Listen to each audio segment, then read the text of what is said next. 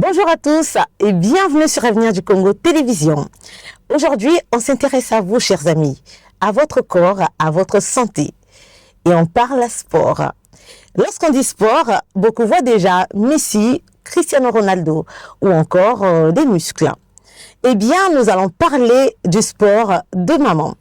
Du sport qu'un papa de 60 ans peut faire. Du sport de tous.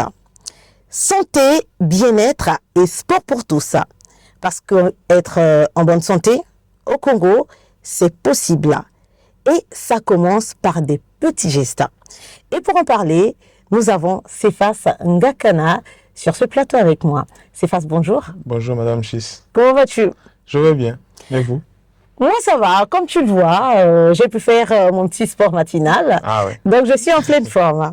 Alors, Cephas, si tu dois définir bien-être et sport en une phrase, pour quelqu'un qui n'a jamais mis les pieds dans une salle de sport, que dirais-tu? Je dirais d'abord tout simplement merci. Merci de cette invitation qui me permet de parler d'un sujet aussi important, aussi un sujet qui touche tout le monde que le sport. Et je n'aimerais pas que vous me coupez déjà la parole pour me dire de parler en un mot. Parce que le sport, comme vous avez dit, d'autres pensent que le sport, c'est juste le football, le basketball et tout. Alors que le sport, ça fait partie de notre vie. Et Juvénal, un des grands poètes romains, disait déjà à l'époque que un corps sain dans un esprit sain. Donc, le sport et le bien-être, c'est deux choses qui vont de pair. On ne peut pas les dissocier parce que si on est en bien-être, ça exige naturellement qu'on fasse du sport. Parce que sans le sport, on aura des contractions, on aura des difficultés respiratoires, on aura beaucoup de difficultés au niveau du corps.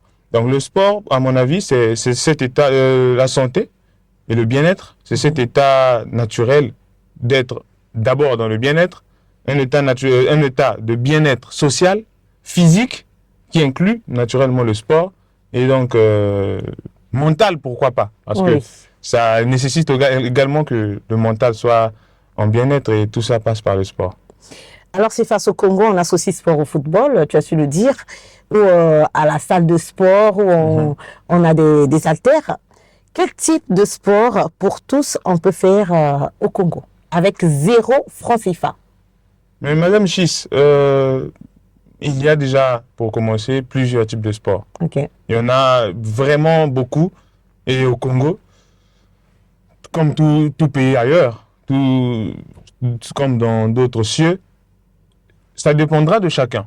Tout à l'heure, vous me disiez que vous avez fait le sport le matin avant de venir. Justement. Et on sera certainement curieux de savoir quel était ce sport. Ah, mais j'ai marché, hein. Ah oui, c'est déjà un sport. J'ai marché. Ah, vous voyez que déjà, si vous marchez, peut-être que quelqu'un d'autre, son sport à lui, c'est de courir.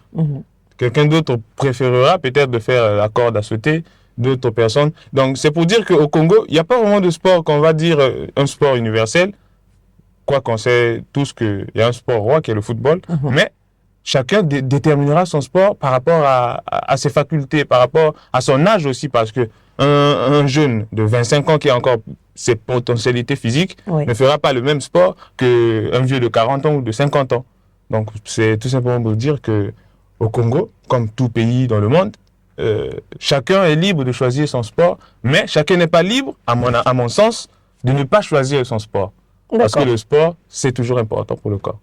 Le sport, c'est important pour le corps.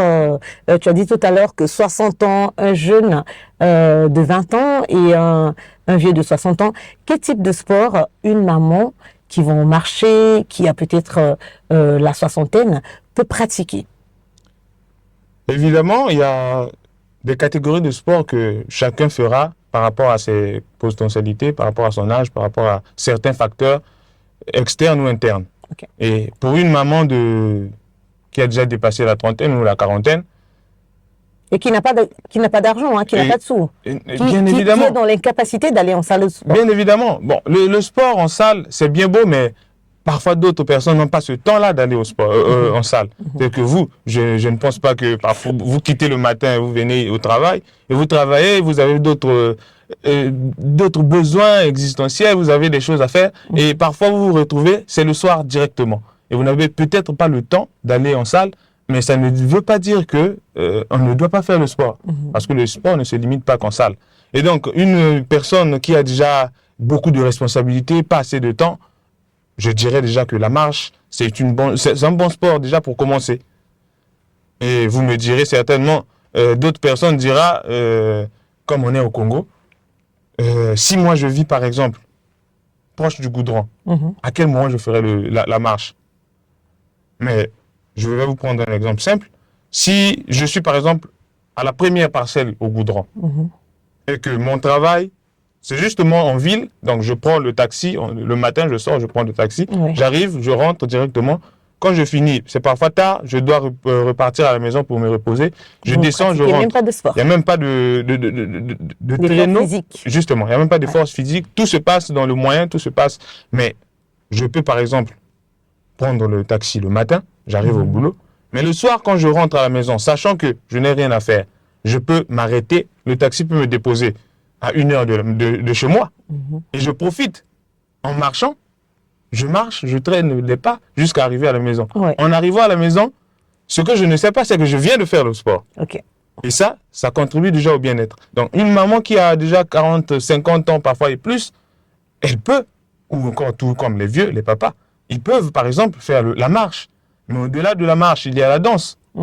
Ah oui. Il y a la danse aussi qui est un sport déjà valorisé sous d'autres cieux, tel qu'en Chine, il y a des communautés qui se rassemblent, par exemple, tel jour, et il y a des vieux, il y a des personnes qui sont entre la jeunesse et la vieillesse, qui se rassemblent, et là, ils mettent la musique, ils se mettent à danser, ils se mettent à se défouler, et c'est ça aussi le sport. Donc, ce n'est pas que une histoire de jeûne, ce n'est pas qu'une histoire de faire beaucoup d'efforts, de transpirer, mais la marche, quelquefois, peut paraître aussi très utile pour la santé. Et d'ailleurs, je vous signifierai que quand nous apprenait, quand on était enfant, on disait toujours que les fonctions du corps, il y avait la respiration, justement, la locomotion, donc il y avait le déplacement, la reproduction, tout ça. Donc, on ne peut pas exclure le déplacement parce que sans ça, sans se déplacer, sans faire le mouvement, il est quand même assez difficile d'être en bonne santé et surtout en bien-être. En tout cas, merci beaucoup, M. Sifa Sangatana. Je suis très curieuse et je pense que les téléspectateurs le sont aussi, de savoir quel type de sport vous pratiquez. Bon, quel type de sport que je pratique? Déjà, chaque matin, je pratique des étirements. On peut lier les étirements au yoga parce que ça permet de détendre les muscles, détendre les articulations. Et ça, c'est important déjà. Parce que des articulations qui sont tendues chaque fois, et ajouter à ça le stress parfois du travail, le stress de la famille, le stress de la vie quotidienne. Et c'est difficile et quelquefois on est exposé par exemple aux AVC et à d'autres maladies cardiaques, et ainsi de suite. Donc c'est toujours important pour commencer parce que là, le yoga ou encore des étirements, c'est accessible à tout le monde. Un vieux de 60 ans, le matin, il peut se lever, il fait des étirements. Un jeune peut se lever et faire des étirements. Et ça, c'est à la portée de tout le monde. Et c'est ce que je pratique. Au-delà de cela, je fais la marche. Quelquefois, la course, mais bon, tout le temps, le temps ne me permet pas. Mais quand ça me permet, je le fais. Alors, pour quelqu'un qui est assis 8 heures par jour à travailler, tel que vous, vous passez plus de temps au boulot qu'à la maison, quels sont les dangers de la sédentarité qu'on peut voir arriver? Madame, comme je disais tantôt, le corps a des fonctions. Et quand on exclut quelques-unes, il y a déséquilibre. Et donc, quelqu'un qui, chaque jour, dans son quotidien de tous les jours, il fait des mouvements, il va en moyen de transport, il repart en transport, il ne fait pas assez d'efforts physiques, il est exposé, par exemple, aux maladies cardiaques. Ce qui, d'ailleurs, est assez triste parce que au Congo, nous avons quand même un chiffre élevé des cas disons, des gens qui meurent qui meurent chaque jour Les maladies à cause de cardiovasculaires, maladies oui. cardiaques. Vous entendrez qu'un tel est mort. Qu'est-ce qui n'a pas marché? Eh bien, il était juste là, on causait, et d'un coup, il a fait une crise. Et c'est tout ça, des choses qui peuvent donc expliquer le fait que on ne fournit pas assez d'efforts physiques. Et ça, c'est déjà très mauvais, parce que déjà quand on parle de sport au village, très souvent, nos mamans au village durent beaucoup. Ils vivent beaucoup longtemps, beaucoup plus. Ils meurent parfois à 90 ans, 100 ans. Ça, c'est vrai. Parce que tout simplement, le matin, une maman se charge de ses outils de travail et elle va au champ. Pour aller au champ, oui. Et ça aussi, c'est une forme de sport. Oui. Parce que le corps est en train de fournir des efforts physiques qui lui permettent de se régénérer, de régénérer des cellules, de faire des mouvements, de transpirer aussi. Et ça, c'est déjà important. Donc, quand on ne fournit pas assez d'efforts, on est exposé à ces maladies-là, des maladies de ville, comme on peut dire, donc des maladies dégénératives, des AVC, des crises cardiaques, quelquefois, par exemple, des paralysies, des choses comme ça, qui ne sont pas vraiment visibles dans les lieux ruraux, qui sont vraiment exposés, qui pratiquent beaucoup plus l'activité physique. Alors, après une journée difficile au studio ou encore sur le plateau tel que nous sommes, on passe parfois des journées difficiles sur un plateau très tendu. Qu'est-ce qui vous fait beaucoup de bien? Est-ce que c'est marcher, respirer?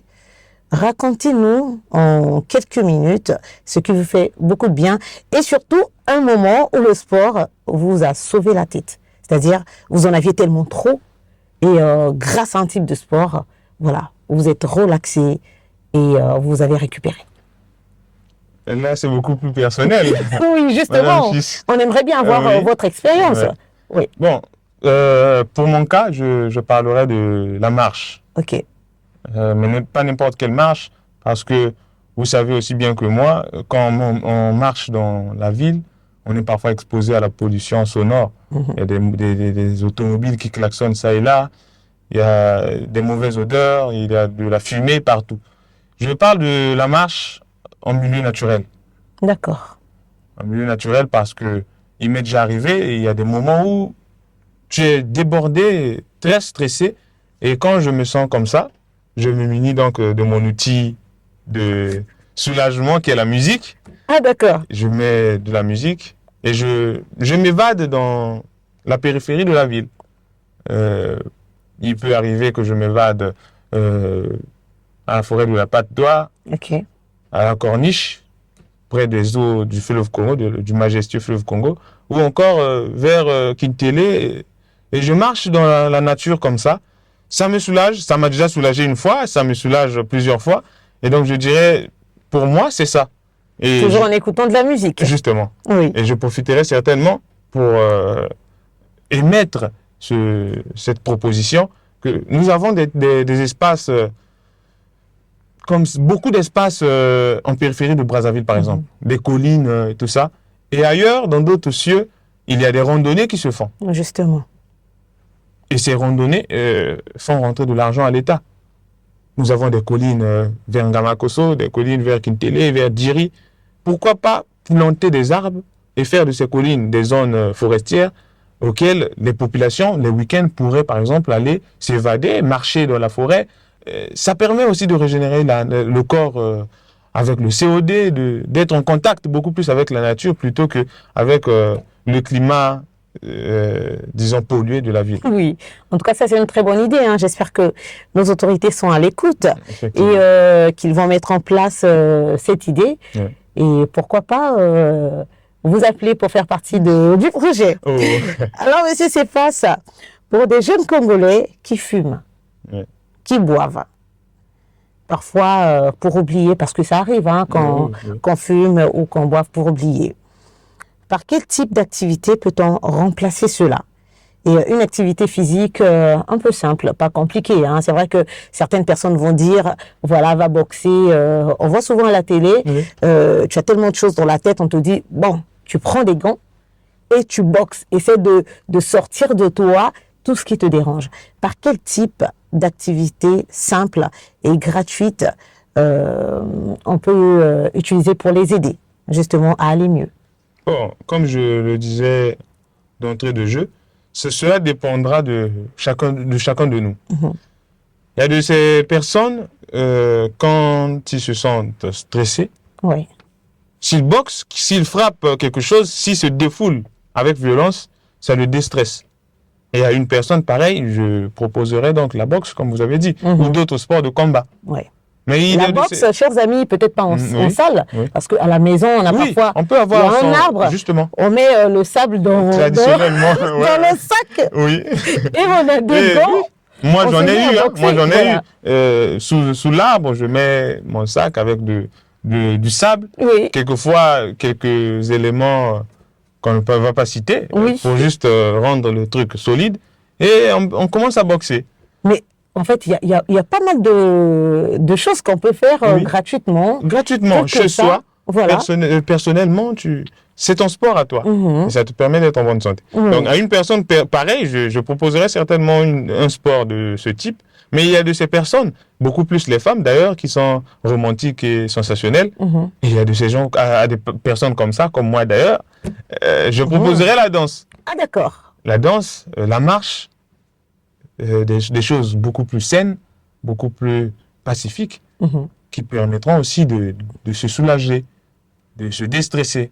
Et ça, comme je le dis, ça dépendra de chacun de nous, des préférences de chacun. Ouais. Il y a beaucoup de sports, il y a le cyclisme, et pourquoi pas le football? Le football aussi, dans le quartier. Football du quartier. Les dimanches. Même les week-ends, les samedis. Oui. Les samedis soirs, on se rencontre, on crée une équipe à la va-vite. Oui. Telle équipe, et on joue. Juste et surtout qu'au Congo, ça se fait. C'est souvent, c'est récurrent de voir des équipes sur tous les terrains jouer au football. Les jeunes, tout comme les vieux, ils se mélangent, ils sont là dans la bonne humeur, et ça, c'est très important. Mais moi, ce que j'aime pas dans ça, c'est qu'après le sport, il y a toujours la boisson, il y a toujours le pain fumé. Malheureusement. Ce qui est vrai, c'est qu'on fait le sport, peut-être pour se sentir bien, mais sans qu'on se rende compte, après avoir fait le sport, on va prendre. On s'empiffre encore. Voilà. Un casier de bière, et on prend du porc, et on essaie de... Quel conseil donneriez-vous à toutes ces personnes qui le font? Bon, moi, je dirais... C'est vrai que le vin ou l'alcool rend la vie joyeuse, justement. Mais le problème, c'est de s'empiffrer. Oui. Après un effort important dans le sport, des efforts physiques, le corps a transpiré, certainement il a libéré des cellules qui étaient déjà mortes, des choses qui n'étaient pas encore bien pour le corps. Et là, sur le coup, vous empifferez par exemple de l'alcool. Et ça, c'est mauvais. Pourquoi pas, en lieu et place, vous retrouvez pour faire par exemple des échanges. Discuter sur le quartier, discuter sur l'avenir, parler aux jeunes des histoires d'autrefois. Parce que je crois bien que cette culture, nous l'avons laissée. Avant, au temps de l'Issapo et tout, les jeunes gens se rapprochaient des vieux pour écouter des histoires. Chacun... raconter une histoire qu'il aura vécue aux jeunes gens. Et ça rendait les vieux auprès des jeunes admiratifs. Donc les jeunes admiraient ce qu'ont fait les vieux et voulaient tantôt faire mieux. Et on les appelait les sages. Oui, justement. Et ça, aujourd'hui, on a des vieux qui se rassemblent avec des jeunes après avoir fait des efforts physiques. Malheureusement, ils se retrouvent auprès de l'alcool, quelquefois avec des femmes, des choses comme ça, qui dénaturent encore, qui dépravent encore ce qu'ils auront fait en amont. Ces efforts. Et donc, c'est pas bien, mais on salue déjà le fait que la jeunesse aujourd'hui, et même les vieux, s'intéressent déjà au sport, et ça, c'est déjà bien. C'est juste ce côté-là de l'alcool et qu'on pourra certainement modifier. Justement. Alors, Monsieur Cephas, certaines personnes dorment mal. On dit qu'il faut dormir 8 heures par jour. Voire plus, pourquoi pas. Y a-t-il un lien entre bouger dans la journée et bien dormir la nuit? Oui, bien évidemment, le sommeil. C'est juste ce temps de repos qu'on a. Et ce temps de repos dépendra de l'effort qu'on aura fourni. Une personne anxieuse, une personne débordée physiquement, débordée avec des tensions et tout, s'il ne fait pas assez de sport, le corps déjà est affaibli pendant le jour, Et au moment de se reposer, le corps ne peut vraiment pas se reposer de la bonne façon. Et là, on est en train de raccourcir son temps de vie, son espérance de vie, ce qui explique le fait qu'on a beaucoup plus les taux de mortalité, parfois injustifiés. Et malheureusement, on accuse la sorcellerie et tout. Bon, on est en Afrique, mais quelquefois, ce n'est pas vraiment les causes de ces cas malheureux. Alors, quelle est la recette minimum? Combien de minutes de sport ou de marche par semaine pour être en bonne santé doit-on faire? 30 minutes, 1 heure, 3 heures? Bon, l'ONU, sur le cas, en 2015, lorsque l'ONU a émis la proposition des ODD, les objectifs de développement durable, les 17, il a placé la santé et le bien-être en 3e position. Et lors de ces assises et tout, l'ONU a préféré émettre une moyenne de 150 minutes dans la semaine. D'accord. Et les 150 minutes, on pourra en déduire qu'une personne, pour être en bonne santé, devrait faire 30 minutes par jour en 5 jours de la semaine et de se reposer 2 jours. Les 2 jours, il se repose. Les 5 jours, il devrait faire 30 minutes de sport. Peu importe le sport, que ce soit la danse, que ce soit le cyclisme, que ce soit le football, que ce soit les étirements et tout, la marche, tout ça, il devrait en réalité en faire 30 minutes minimum. Et ça, une personne qui fait ce genre d'effort est naturellement en bonne santé. Alors, on tend vers la fin de notre entretien, M. Cephas. Pour que le sport pour tous devienne réalité dans notre pays, le Congo, qu'est-ce qui manque? Est-ce que ce sont des trottoirs qui manquent, des espaces, des terrains, ou c'est une volonté politique, ou encore l'éducation à l'école? Bon, moi je dirais que c'est un peu de tout ça. D'accord. C'est un peu ce tout, une pêle-mêle de toutes ces causes que vous avez évoquées. Parce que déjà, nos trottoirs, prenons par exemple le cas du national, qui va de Talangaï jusqu'à ramener sur la RN2, la route qui passe par Mikol par exemple, une route de 2 voies à 2 sens. Elle est déjà étroite. Et là, si on fait du sport, on peut être exposé par exemple au cas d'accident. Une voiture qui quitte la route, une route déjà escarpée, très étroite, qui arrive en pleine vitesse et malheureusement n'a pas eu à faire des tests avant d'être sur la route, elle n'a pas eu à vérifier la qualité de son matériel. Une voiture pareille qui descend, par exemple, la pente, et il y a quelqu'un ou des gens qui font le sport. On peut être exposé donc au cas malheureux. Ouais. On a eu à vivre ce genre de cas, à observer ce genre de cas. Pourquoi pas faire des routes qui vont admettre, donc qui vont inclure la possibilité des voies cyclables, des vélos, par exemple, des voies de vélo, et des marches pour que des personnes désireuses de faire le sport font le sport en toute quiétude. C'est-à-dire c'est une bonne initiative qu'on pourra proposer aux autorités. Mais ça ne s'arrête pas là parce qu'il va falloir que la volonté politique s'y mette encore. Pourquoi pas? Nous avons déjà la forêt de la Patte d'Oie. On y voit des gens faire du sport, oui. Nous avons déjà la corniche. Depuis sa construction, il y a des gens qui font du sport. Mais ça, je vais dire que quelqu'un qui vit par exemple à Kintélé ne va pas quitter Kintélé pour aller faire le sport à la corniche. Et comment il repart s'il n'est pas véhiculé? Dans le bus avec toutes ces odeurs, je ne pense pas. Pourquoi pas faire des voies cyclables, des zones de sport collectives, ou pourquoi pas créer des zones de randonnée, des choses beaucoup plus à la périphérie de la ville, qui vont permettre aux gens de se défouler, de passer même toute la journée là-bas à faire du sport et tout ça. Donc il y a la volonté politique, oui, il y a la possibilité d'émettre, donc la possibilité de construire des voies cyclables aux côtés des grandes voies, oui, il y a aussi l'éducation. Ouais. Ça, il ne faut pas l'exclure parce que l'éducation civique joue de beaucoup chez les jeunes gens qui deviendront des grandes personnes demain. Et ça passe par là. L'éducation, le système éducatif devrait beaucoup plus valoriser des bonnes actions, le respect de l'environnement, le sport qui est une bonne chose, et des enfants qui naissent, qui grandissent avec ces choses-là, cette éducation-là, seront des gens qui vont les valoriser demain. Et je dirais que c'est ce tout-là que vous avez cité qu'il va falloir que l'État et tout un chacun de nous, en tant que citoyens, devrait considérer pour que le Congo s'améliore sur ce côté-là. En tout cas, Monsieur Cephas, merci d'avoir été des nôtres. On va dire en quelques secondes, 30 secondes, un dernier mot en regardant la caméra. Vous allez vous adresser à tous ceux qui suivent Avenir du Congo Télévision concernant le sport et le bien-être pour tout ça. Mon dernier mot, c'est que on peut avoir une espérance de vie de 60 ans et le fait de ne pas pratiquer le sport pourrait nous réduire cette espérance de vie. Il y a de ces maladies que nous vivons au quotidien avec aujourd'hui qui pourraient être évitables.